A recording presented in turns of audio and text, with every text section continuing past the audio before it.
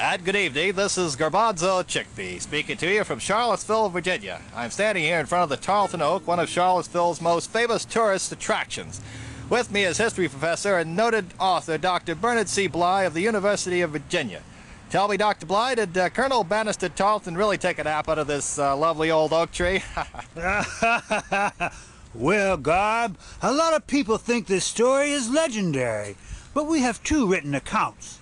First, Colonel Tarleton mentions in his diary sleeping under a large oak tree near the county court on the day he tried to capture Jefferson in the House of Burgesses, then meeting at Monticello.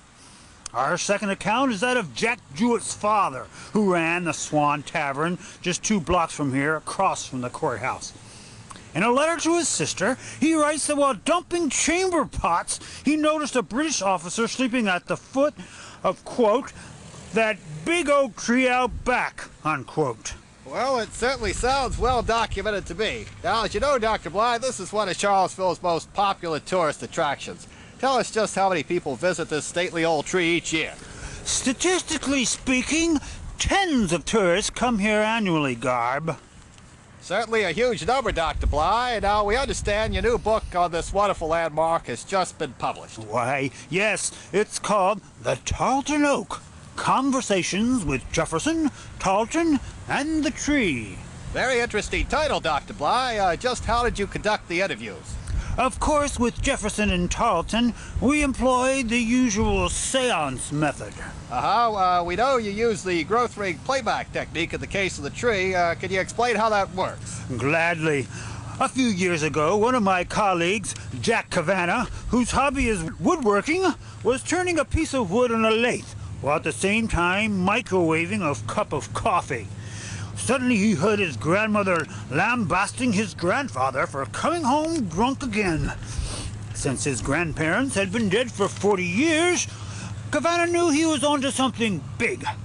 A few refinements later, and I'm listening to ring-cord recordings from the Tarleton Oak. And you've brought some of the tapes with you, we understand. Yes, this first one is of Colonel Tarleton as the tree remembers him.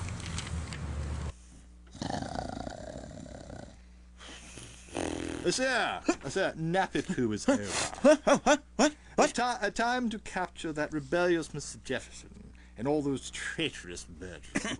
Oh, quite right. Thank you, Mawson. We'll be on with it then. Well, Dr. Bly, that certainly sheds a lot of light on that historic event.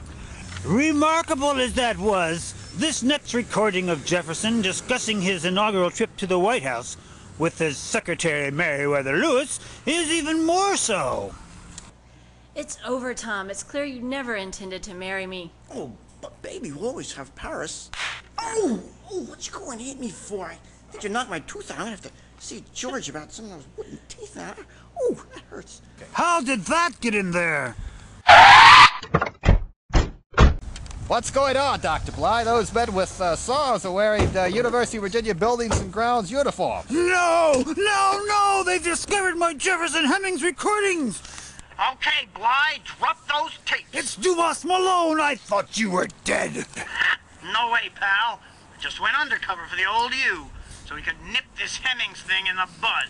But what about truth, Malone? Truth?